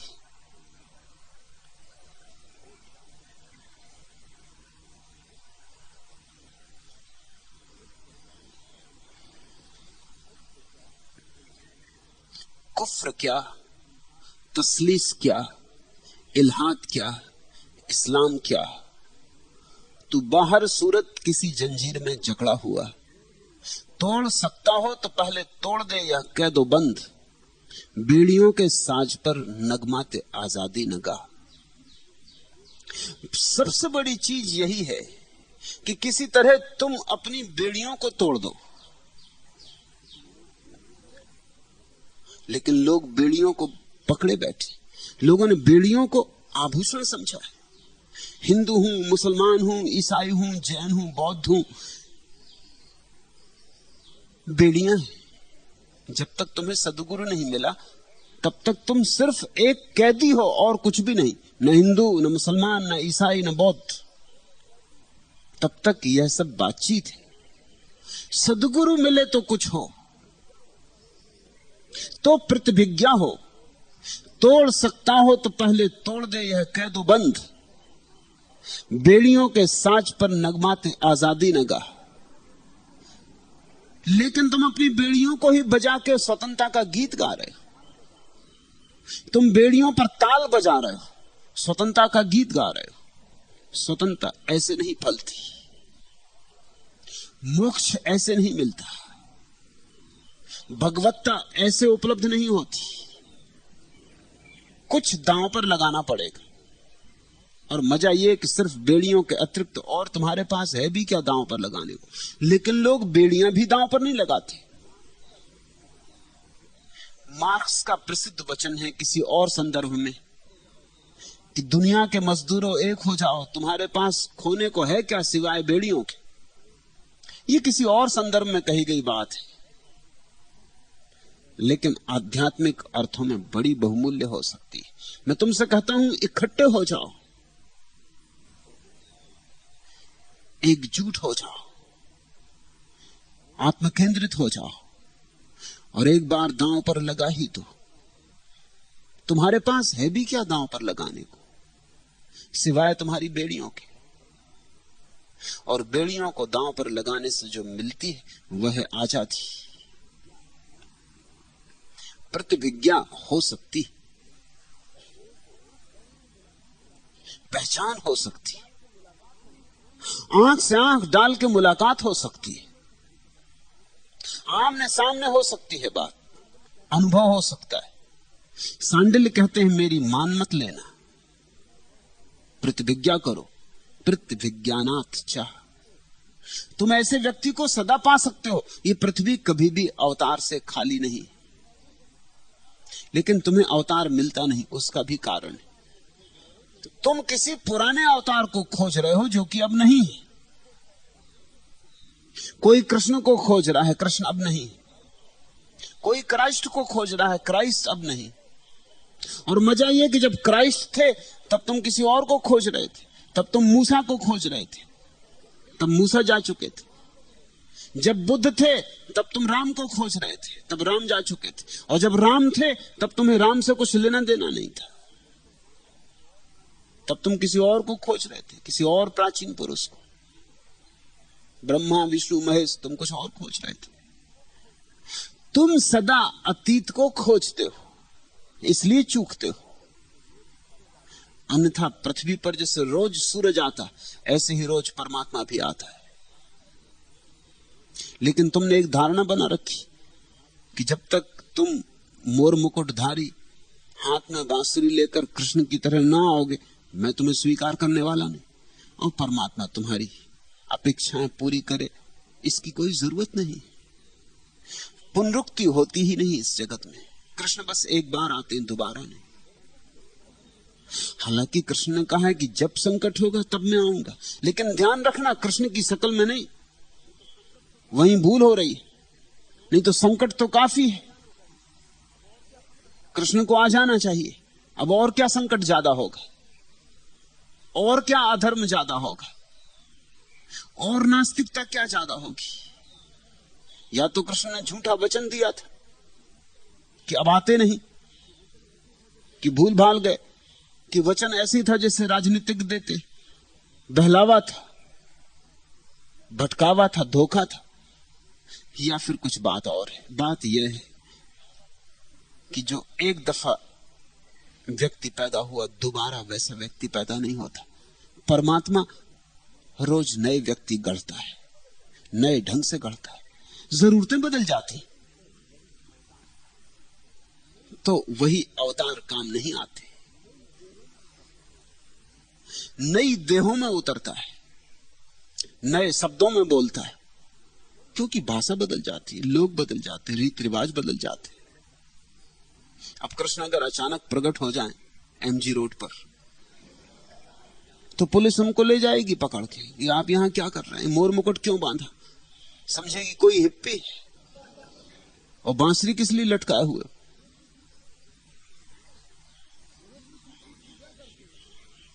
जो कृष्ण की पूजा करते हैं वो भी नहीं पहचानेंगे, वो भी कहेंगे कोई चालबाज, ये कोई बात है, ये कोई ढंग है एमजी रोड पे खड़े होने का। और अगर गोपियां भी नाच रही हो पास, तो तुम सभी खिलाफ हो जाओगे। वो तो तुम कहानी में पढ़ लेते हो, एक बात है। स्त्रियां नहा रही हो और कृष्ण उनके कपड़े लेके झाड़ पे चढ़ जाए, तो तुम क्या व्यवहार करोगे उनसे। परिस्थिति बदल जाती है, संदर्भ बदल जाता है, अर्थ बदल जाते, फिर वही कहानियां दोहराने का कोई अर्थ नहीं। अब रामचंद्र जी आ जाएं, लिए धनुष बाण तो लगेंगे, कोई भील इत्यादि। शायद गणतंत्र दिवस पर दिल्ली जा रहे, प्रदर्शन करेंगे वहां कुछ, तुम पहचान ना पाओगे।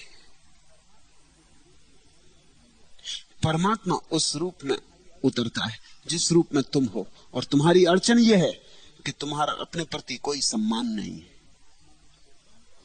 इसलिए अगर परमात्मा को तुम अपनी ही शक्ल में पाते हो तो तुम अंगीकार नहीं कर पाते। तुम कहते हो यह व्यक्ति तो हमारे जैसा ही है, और तुम्हारा अपने प्रति बड़ा अपमान है। तुम अपने को परमात्मा मान ही नहीं सकते। और जब तक तुम ये ना स्वीकार करो कि तुम्हारे भीतर भी परमात्मा की संभावना है, तब तक तुम अवतार को ना पहचान पाओगे। कम से कम संभावना तो स्वीकार करो। संभावना से समझ का द्वार खुलता है, प्रतिभिज्ञा हो सकती है, पहचान हो सकती है। लेकिन तलाशो आसपास, तलाशो यहां अभी, तलाशो इस जगत में जो वर्तमान है, जरूर तुम पालोगे। पृथ्वी कभी खाली नहीं, किसी न किसी घट में परमात्मा का अमृत भरता ही रहता, क्योंकि कोई ना कोई कहीं ना कहीं शून्य होता ही रहता है। और ध्यान रखना, व्यर्थ की बातों में मत पड़ना कि ये कलयुग है। व्यर्थ की चिंताओं में मत पड़ जाना कि कलयुग में कहां भगवान, कि भगवान सतयुग में होते थे। समय में कोई भेद नहीं, परमात्मा के लिए समय एक जैसा है, एक ही वर्तुलाकार है। जो व्यक्ति भी सरल हो जाता है उसका सतयुग में प्रवेश हो जाता है। सतयुग और कलयुग समय के नाम नहीं, व्यक्तियों की चित्त दशाओं के नाम। तुम्हारे पड़ोस में बैठा हुआ आदमी सतयुग में हो सकता है, तुम कलयुग में हो सकते हो। सतयुग का अर्थ इतना ही होता है श्रद्धावान, सत्य की खोज में लगा, सत्य पर जिसका भरोसा है। सभी बच्चे सतयुगी होते हैं और सभी बूढ़े कलयुगी हो जाते। कलयुग बुढ़ापे का नाम, वो चौथी अवस्था है। लेकिन जरूरी नहीं कि सभी बूढ़े कलयुगी हो जाएं। अगर कोई चाहे तो बुढ़ापे तक सतयुगी रह सकता है, बच्चे जैसा निर्दोष रह सकता है। मत दो तर्क को जगह, मत दो संदेह को जगह, भरोसे पर भरोसा करो। तुम भी भरोसा करते हो, लेकिन तुम भरोसा संदेह पर करते हो। तुम्हारा भी भरोसा है, लेकिन तुम्हारा भरोसा गलत पर है, नकार पर है। तुम भरोसा कांटों पर करते हो, फूलों पर नहीं करते। इसलिए अगर फूल तुम्हारे लिए खो गए हैं तो कुछ आश्चर्य नहीं। और अगर तुम्हें कांटे ही कांटे मिलते हैं तो भी कुछ आश्चर्य नहीं, क्योंकि जिस पे तुम्हें भरोसा है वही तुम्हें मिलेगा। तुम्हारा भरोसा ही तुम्हारा जीवन बन जाता, तुम्हारा भरोसा ही तुम्हारी नियति हो जाता, तुम्हारा भरोसा ही तुम्हारा भाग्य है। इसलिए सोच समझ के भरोसा करना। गलत पर भरोसा किया, गलत हो जाओगे। और अधिक लोग गलत पर भरोसा किए बैठे। मेरे पास एक व्यक्ति आया, उसने कहा मैं तो नास्तिक हूं, मैं तो संदेह को मानता हूं, अगर आप कुछ प्रत्यक्ष प्रमाण दे सकें ईश्वर के तो मैं भरोसा कर सकता हूं। मैंने उस व्यक्ति को पूछा, संदेह से कभी किसी को कुछ मिला है, इसका तुम प्रमाण दे सकते हो? अगर प्रमाण नहीं दे सकते कि संदेह से कभी किसी को कुछ मिला है, तो तुम संदेह पर भरोसा क्यों करते? संदेह पर तुम्हारा भरोसा कहां से आया? तुमने जीवन में संदेह से कुछ पाया है? उसने कहा मिला तो कुछ भी नहीं। तो फिर मैंने कहा ये कैसा भरोसा? श्रद्धा पर भरोसा करने के लिए प्रमाण मांगते हो, संदेह पर भरोसा करने के लिए प्रमाण नहीं मांगते। ये तो बड़ी जाति हो गई। गलत पे भरोसे के लिए इतनी तत्परता, सही पे भरोसे के लिए इतना विरोध। तुमने तय ही कर रखा है गलत में जीने के लिए। अगर तुमने तय कर रखा है तो तुम्हें कोई भी नहीं बदल सकता।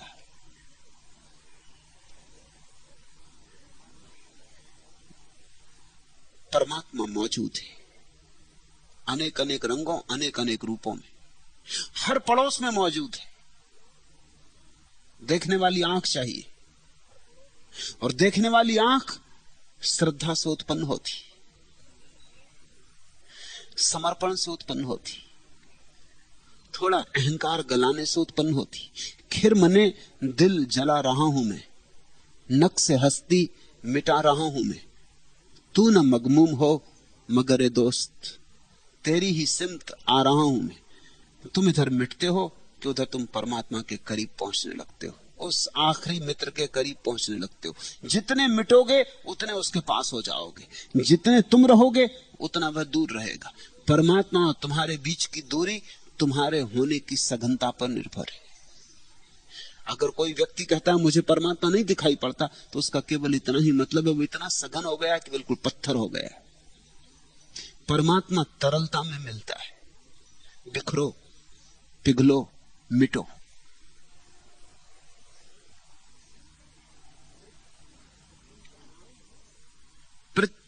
विज्ञानात चाह, सांडिल कहते हैं चाहो तो तुम्हें प्रतिभिज्ञा हो सकती है। ऐसा आदमी मिल सकता है जो आकार मात्र से आदमी हो और भीतर निराकार हो और भीतर परमात्मा हो। ऐसी अपूर्व घटना घटती है, उस अपूर्व घटना का नाम ही अवतार है।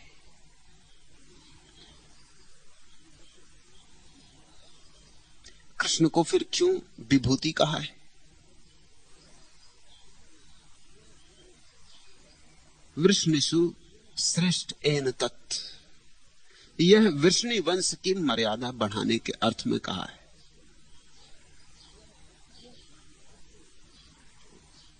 यह साहित्यिक उक्ति है, अस्तित्वगत नहीं। अस्तित्व को ध्यान में रखें तो कृष्ण परमात्मा है,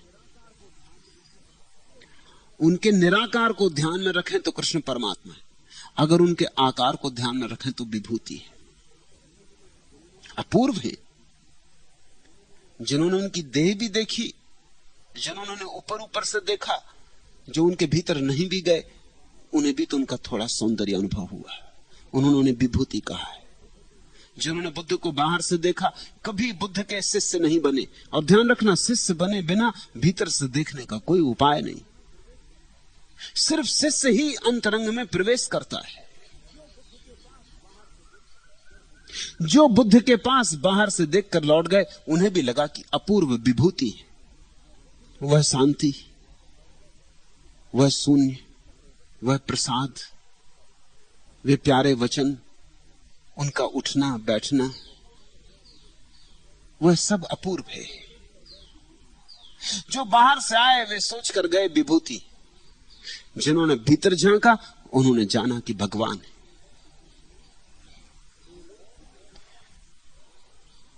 एवं प्रसिद्धेषु च, और प्रसिद्ध अवतारों में भी ऐसा ही है। फिर सांडिल्य कहते हैं कि यह कृष्ण के संबंध में ही सच नहीं है, जितने भी अवतार हुए और जितने भी अवतार पहचाने गए उन सब में ऐसा ही है। बहुत से अवतार पहचाने नहीं गए, जो नहीं पहचाने गए उन्हें लोगों ने केवल विभूति जाना। जो पहचाने गए, जो प्रसिद्ध हो गए, जिनके अंतरंग में कुछ लोग उतर गए, उन्होंने ये दोनों बातें देख ली। यहूदियों ने जीसस को सूली पर चढ़ाया सिर्फ इस वजह से कि जीसस ने घोषणा की अवतार होने की। यहूदियों में ऐसी कोई धारणा न थी अवतार होने की। पैगंबर हो सकता था, कोई अवतार नहीं। जीसस के पहले पैगंबर हुए थे, प्रोफेट। पैगंबर का अर्थ होता है जो केवल संदेश लाता है तो मनुष्य ही, भगवान नहीं। अवतार की यह अपूर्व धारणा भारत में ही जन्मी, क्योंकि भारत ने जितनी खोज की है इस अंतरलोक में किसी और देश ने नहीं की। तो यहूदियों में तो पैगंबर होता था, लेकिन जीसस ने बड़ी अड़चन खड़ी कर दी, और जीसस को यह अड़चन भारत से ही मिली। इस बात के अब काफी प्रमाण इकट्ठे हो गए कि जीसस 18 वर्ष तक भारत में रहे। बाइबल में केवल 12 वर्ष की उम्र तक का उल्लेख मिलता है, और फिर 30 साल के बाद का उल्लेख मिलता है। 18 साल बिल्कुल नदारत। बाइबल में कोई खबर नहीं उन 18 सालों में जीसस का क्या हुआ। ये लंबा अंतराल है। इस संबंध में एक भी घटना का उल्लेख न होना सिर्फ इस बात की सूचना है कि जीसस यहूदियों के बीच नहीं थे। और इसके बहुत प्रमाण हैं अब उपलब्ध कि जीसस भारत में थे।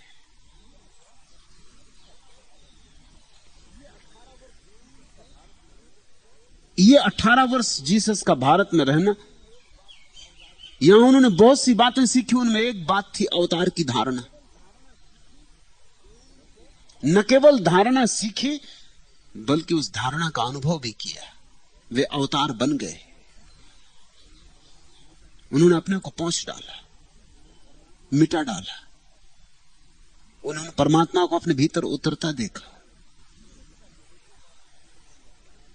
जीसस का यहूदियों द्वारा सूली पर लटकाया जाना सिर्फ इस बात का सबूत है कि जीसस ने कुछ ऐसी बातें कही जो यहूदी परंपरा में बिल्कुल ही नहीं थी। इतनी विजाती बातें कही कि परंपरा उनको लेने को राजी नहीं हुई। परंपरा ने कहा ये तो हद की बात हो गई। परंपरागत पुरोहितों ने, पंडितों ने कहा कि ये तो हो ही नहीं सकता, कोई व्यक्ति परमात्मा होने का दावा करे। अब ये बड़े मजे की बात है कि कई बार कैसे उल्टे अर्थ हो जाते। परमात्मा का दावा जीसस इसलिए कर रहे हैं कि अब अहंकार नहीं रहा, लेकिन दूसरों को ऐसा समझ में आता है कि ये तो महा अहंकार की बात हो गई कि कोई व्यक्ति परमात्मा का दावा करे। ये दावा जीसस नहीं कर रहे हैं, ये दावा परमात्मा ही कर रहा है जीसस के भीतर। जीसस ने तो अपना गीत बंद कर दिया। अब तो वो बांसुरी मात्र है, जो भी गीत गाया जा रहा है वो परमात्मा का है। लेकिन बाहर से तो यही दिखाई पड़ेगा कि आदमी बड़ा अहंकारी। इससे बड़ा अहंकार और क्या होगा। ये आदमी कहता है मैं भगवान, मैं ईश्वर। भारत में जीसस रहे होते तो हमने सूली ना लगाई होती। हमने किसी को सूली नहीं लगाई। हम इस सत्य के ज्ञाता रहे, हमें इसकी प्रतिभिज्ञा है। हमने इसे हजारों हजारों तरह से पहचाना है। हमने कृष्ण में देखा, बुद्ध में देखा, महावीर में देखा, पार्स में देखा, नेमी में देखा, जैनों के 24 तीर्थंकरों में देखा, हिंदुओं के अवतारों में देखा। हमने न मालूम कितने लोगों में देखा इस घटना को घटते। ये घटना अनहोनी नहीं है, ये घटना नई नहीं है। हमने जीसस को भी आत्मसात कर लिया होता, हमने उन्हें स्वीकार कर लिया होता, वे हमारे एक अवतार हो गए होते। हमारी छाती बड़ी है, हम अंगीकार करना जानते हैं, और फिर हमें इस बात की प्रतिभिज्ञा है, इसे हम झुटला नहीं सकते। लेकिन यहूदी बर्दाश्त नहीं कर सके। जीसस को सूली लगी, मंसूर को सूली लगी, मुसलमान बर्दाश्त नहीं कर सके, क्योंकि मुसलमान भी यहूदी विचारधारा की ही धारा है, उसी की प्रशाखा है। मुसलमान ईसाई दोनों ही यहूदी धर्म से ही पैदा हुई शाखाएं। मुसलमानों में भी पैगंबर की धारणा है। मोहम्मद को भी वो अवतार नहीं कह सकते।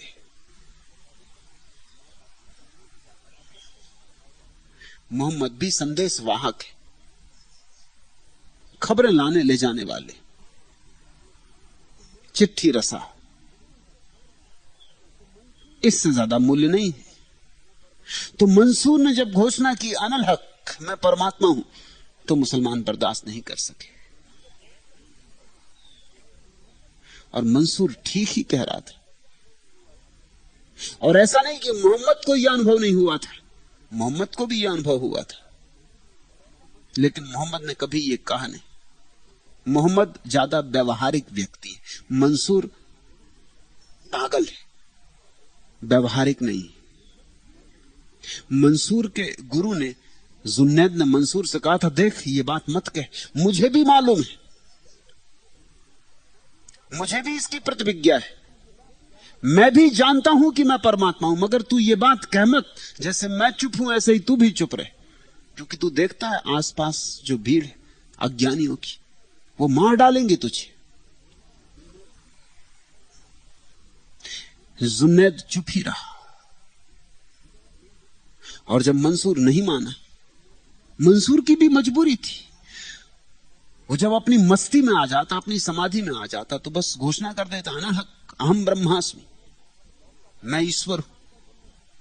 जब होश से लौटता तो वो माफी भी मांगता जुन्नत से कि क्षमा करो, आपकी आज्ञा का उल्लंघन हो गया, आपने मना किया था, आप मेरे गुरु हैं, मगर मैं भी क्या करूं, वह मेरे भीतर से बोलता है, और जब बोलता है तब मैं रोक नहीं सकता।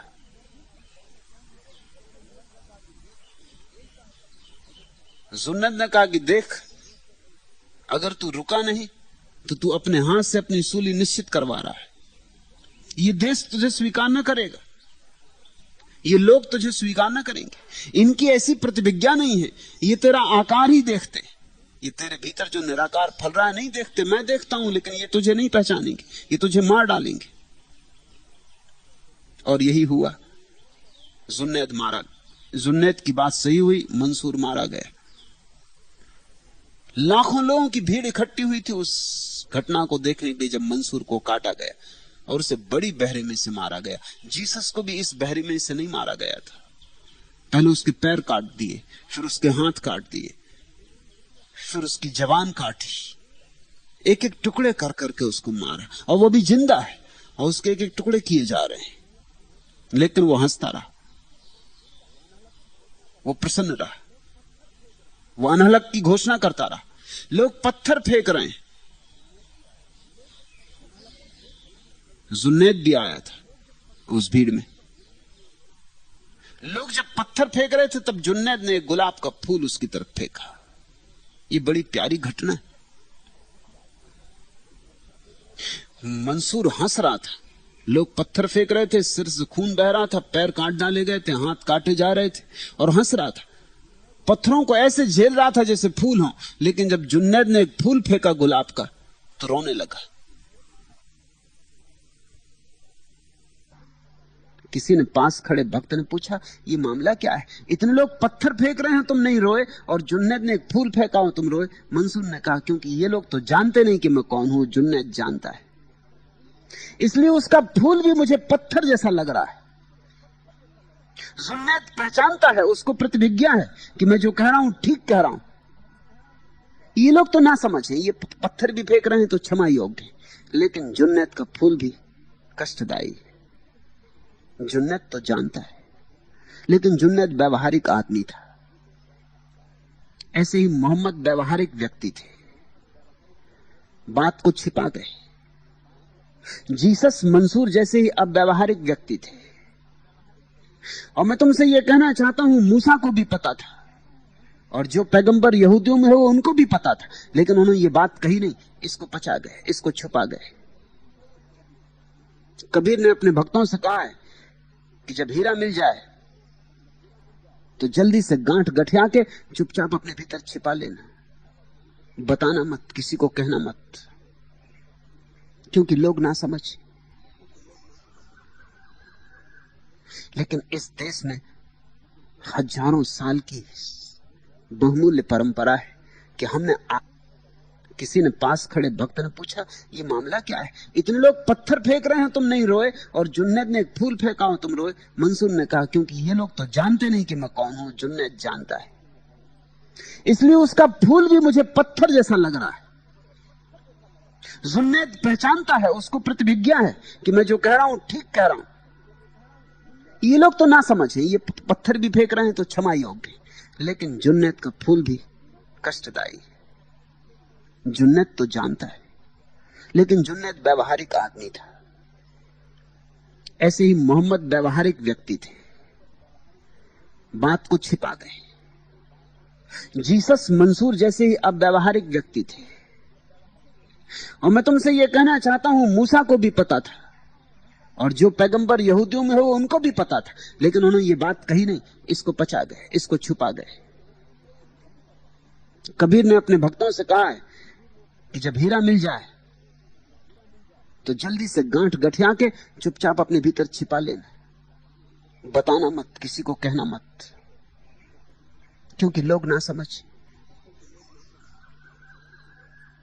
लेकिन इस देश में हजारों साल की बहुमूल्य परंपरा है कि हमने आकार में निराकार देखा है, और जो एक बार हुआ है वो बार बार हो सकता है, जो एक व्यक्ति में हुआ है वो सभी में हो सकता है, जो एक में घटा है वो सभी की नियति है।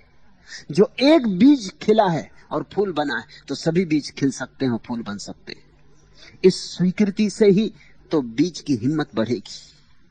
तो मैं तुमसे कहता हूं, स्वीकार करना, इसकी प्रतिभिज्ञा करना, खोजना। एवं प्रसिद्धे सुचा, सांडिल्य कहते हैं और प्रसिद्ध अवतारों में भी ऐसा ही है। फिर वे अवतार कोई भी हो, किसी भी परंपरा के हो, हर मनुष्य की यह स्वभाव सिद्ध क्षमता है कि वो अपने आकार के भीतर निराकार को आमंत्रित कर सकता है। तुम आतिथ्य बन सकते हो, अतिथि को बुला सकते हो। इस आतिथ्य बनने और अतिथि को बुलाने का नाम भक्ति, अथा तो भक्ति जिज्ञासा। चाहे पाहन की हो चाहे पनघट की, असली पूजा तो विश्वासी मन की है। फिर चाहे पत्थर की ही क्यों ना हो, चाहे पाहन की हो चाहे पनघट की, असली पूजा तो विश्वासी मन की है। अक्सर ऐसा होता है, सभ्य आवरण में खो जाते हैं भाव शब्द की बंठन में। चाहे मधुबन में हो चाहे मरुथल में, भाषा उर को छू लेती चितवन की है। आंख चाहिए, हरी भरी आंख चाहिए, आंख में भाव चाहिए, भक्ति चाहिए। चाहे मधुबन में हो चाहे मरुथल में, भाषा उर को छू लेती चितवन की है। पावन पल जब जग में प्यार मिले, जो कोहरे के बीच धूप का फूल खिले। चाहे बस्ती में हो चाहे निर्जन में, उस क्षण की आरती धूप चंदन की है। सुख का नहीं ठहरता चंचल मौसम है, जीवन की सरगम में केवल सम कम है। चाहे हो निर्धन चाहे धनवान कोई, कभी नहीं घटती जागीर सपन की है। आयु बिता देते कुछ यूं ही उलझन में, बिना छिद्र की बंसी के अन्वेषण में। पाप पुण्य क्या निर्णय का अधिकार किसे, जबकि बात अपने अपने दर्पण की है। ध्यान रखना, परमात्मा तो मौजूद है, दर्पण चाहिए। तुम कोरे हो तो झलक बने, तुम झील की तरह शांत हो तो प्रतिबिंब बने चंद्रमा का। अगर यह वीडियो आपको अच्छी लग रही हो तो वीडियो को लाइक और चैनल को सब्सक्राइब करें।